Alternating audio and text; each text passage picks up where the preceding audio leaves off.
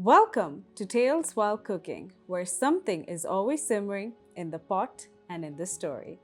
Hi everyone, I'm Nikita Joseph, and on this channel, we cook while getting lost in stories. So for today's episode, I'm going to be making some delicious chicken tikka bolti. So grab a snack, get comfortable, and let's cook while we unravel some stories.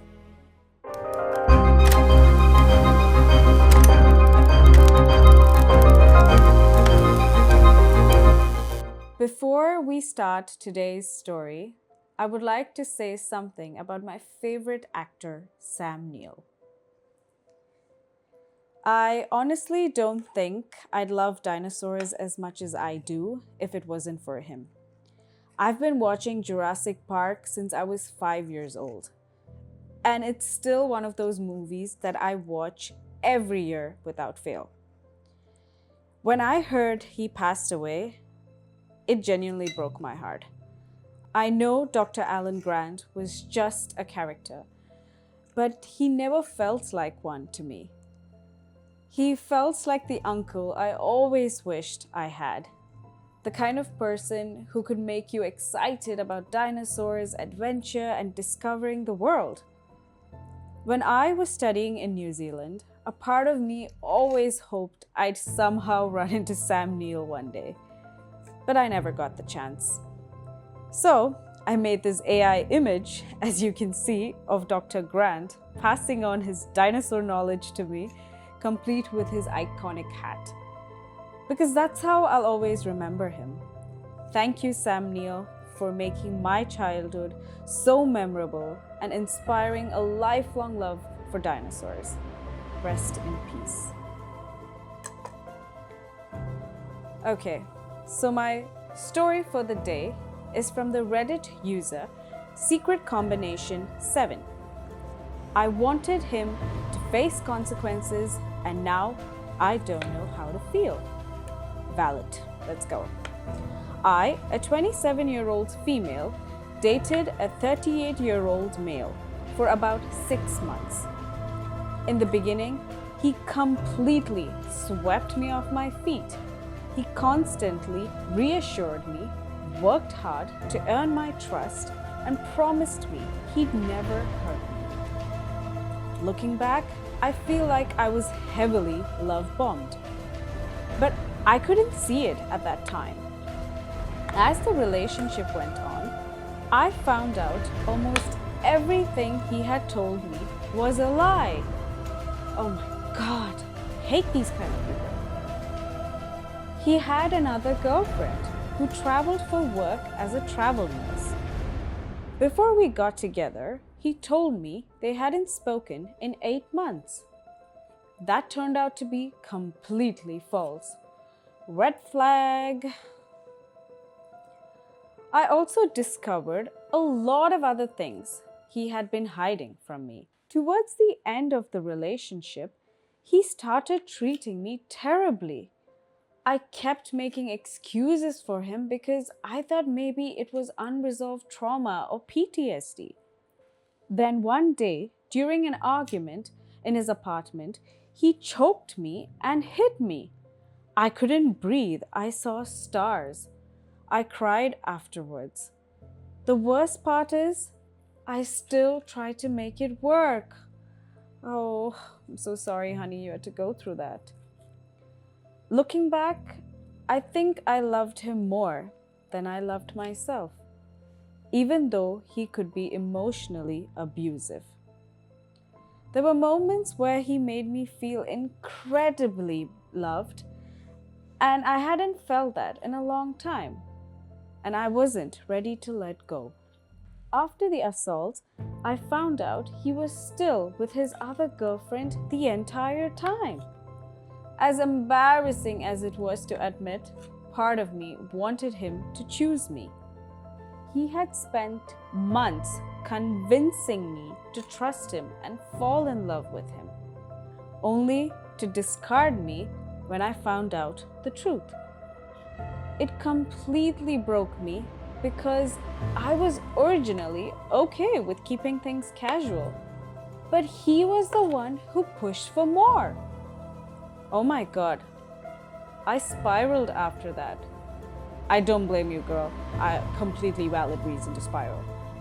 I ended up filing a police report about him assaulting me. Here's where I struggle with my own feelings. The assault absolutely happened. I didn't make up anything.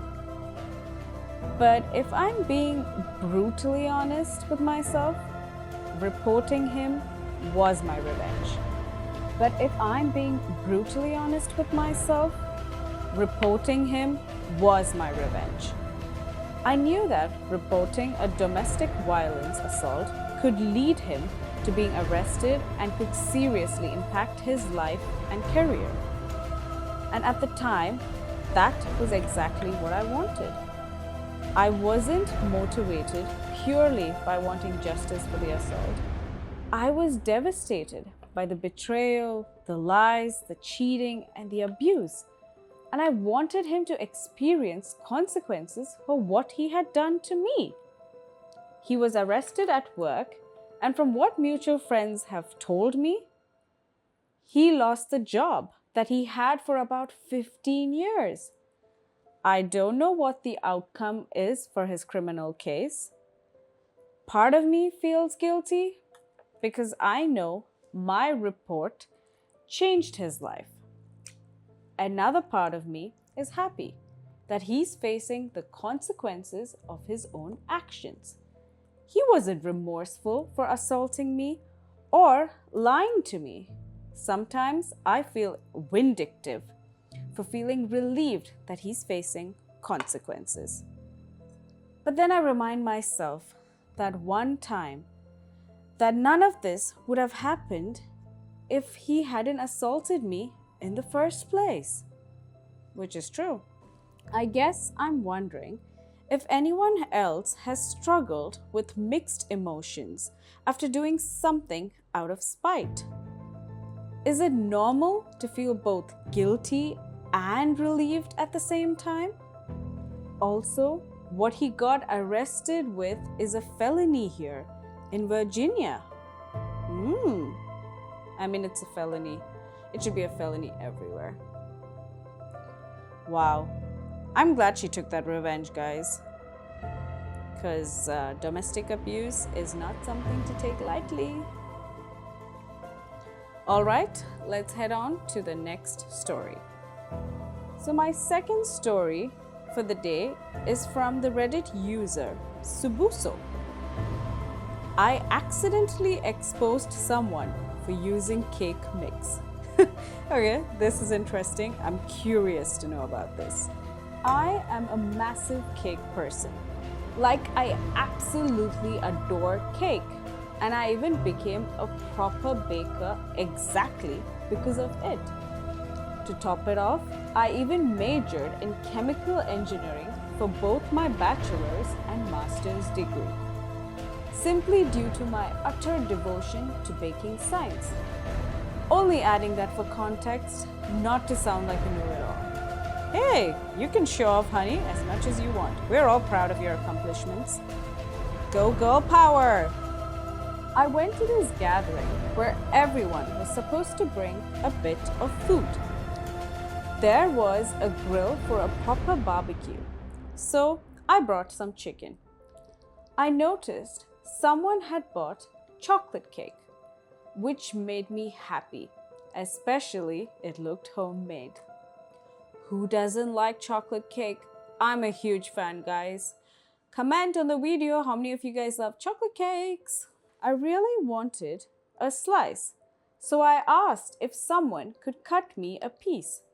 The person next to me then goes, "These are brownies, not cake," which got me a bit confused. But I was like, fine, maybe the person just doesn't know the difference. I took a bite and was like, this is cake.